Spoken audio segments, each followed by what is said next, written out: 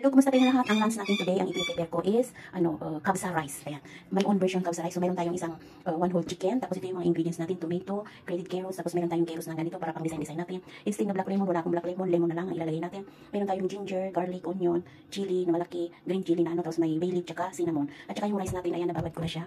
Kailangan hugasan nyo muna, tapos ibabad nyo siya sa tubig para madaling maluto. Tapos paglalagay din tayo ng tomato paste later on. Okay guys, that is the ingredients. Tapos sa mga spicy naman, pag ito yung Himalayan salt, curry powder, turmeric, chili powder, black pepper, cloves, and coriander powder. And meron tayong cardamom. So, let's do this. Pakita ko sa inyo kung paano lutuin yung my own version na kabsa. Kailangan ko ng oil at saka butter. Ngayon, ilalagay ko naman yung cardamom.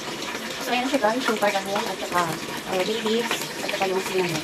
So, ngayon natin ito natin ilalagay. Siyempre, lahat na yung ilalagay. Yung garlic, ginger, at saka cinnamon. Ilalagay natin ito. Masarap pag marami ito yung gagamitin natin sa kabsa. So, ayan siya guys. Antayin lang natin yung golden brown yung onion. And then, ilalagay na natin yung ating chicken. So, puno, antayin ko muna mag-golden brown ang onion. So, okay na yan para sa atin guys. Lagyan natin. Lagyan natin yung chicken. Ang dami chicken. Kaya ako yung chicken ganito parang kasi. Kasi na yung kaligan ko. Pinalagalan ko sana. Pinalagalan ko sana. So, ngayon, antayin natin siya mag-golden brown. So, ayan na siya guys. Haluin na natin. Hindi pa tayo golden ko sa pagka-brownish na. Kaya, mga 5 minutes pang iyan ko. Mag-brown na siya. So, ganyan na siya guys, okay na yan. So, nagdagdag pala ako ng isang yung chicken powder. So, itong lahat ng to guys na spicy, ilalagay natin dyan. Tansyahin nyo na lang kung lumuluto kayo, kung gusto nyo ng marami o konti, lalo na yung asin. Yan siya guys, diba? Yan lang. Tapos, i-mix-mix lang natin yan. Halo-halo lang natin yan. So, ayan na siya guys, nahalo na natin. So, lumagas na nangangamoy na yung yung spicy, diba? Masarap na yan. Tapos, ilalagay na natin yung tomato. Ayan guys. Ayan. Tomato. At saka malalagay tayo ng mga 2 tablespoon ng tomato paste. Ayan. Tapos, halukan din natin yan lahat. Ayan. At lalagyan natin siya ng tubig. So, okay na yan guys. Tingnan nyo. Lalagyan ko na siya ng tubig at dyan natin lulutuin yung rice natin. Kailangan yung chicken is maluto. Tapos, apaw yung, yung tubig sa manok. Kasi dyan natin lulutuin yung rice. So, ayan guys. Kumukulo na siya. Ilagay ko na pala yung green chili para mas maanghang siya. Ayan. Ayan. Ito, mamaya ko yan ilalagay para medyo hapog.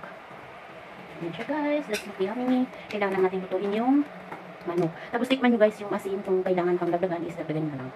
Ayan, di ba? Ang daming niluluto. Dalawa lang kami ng asawa ko. Ang daming niluluto. Kasi nga, yung friend ko pupunta, so bibigyan ko siya ng ganyan.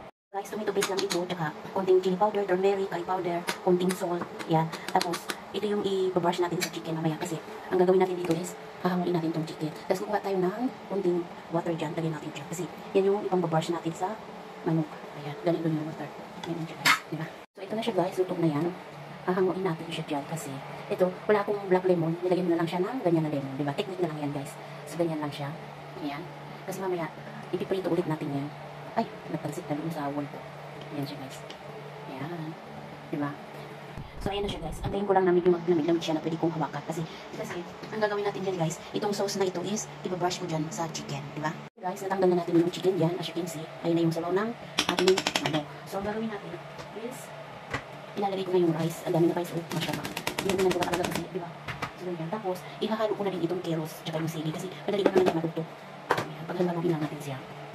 Kaya may malaking carrots ako kasi pang dekorasyon ko yan mamaya. Diba? Ang dami. Oh. Super sarap niyan mamaya guys. Kailangan yung ko is tama lang yung water ko. So mamaya, tingnan natin kung ano ang result niyan guys. Ito na siya guys, yung chicken natin.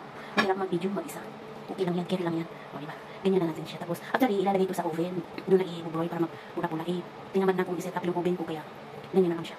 Dito na lang siya sa ipiprito-prito ko na lang yan sa kawali. Pwede na yan. Diba? Umandar kasi yung katamaran natin. So, ganyan lang. Ganyan lang siya guys. Diba? Iprito natin siya sa oil. Kunti lang na oil. So, ganyan na siya guys. Ano lang natin, parang i-regrade lang natin siya. Parang tosta ng konti. So, yan siya. Tapos yung rice naman natin. Ito na. Ito na yung rice. Tadaan. So, nilagay ko na dyan yung chicken guys para ma-steam ulit siya. So, mamaya, ilalagay na lang natin siya sa setting, sa table setting. Yung ilalagay natin sa plato natin. Tapos, ito yung toppings natin sa ibabaw. Ayan na siya guys yung kanin natin. So, isi-setting ko dyan. Tapos, yung chicken guys, ito na siya guys. So, sando ko natin yung rice. We put here. Ganyan siya. Oh, look. Ito, mashallah. Masarap to kasi medyo malambot siya. Ganyan. So, itutuloy ko na lang mamaya. So, ayan na siya guys. Oh. Diba? Tatakin na tayo.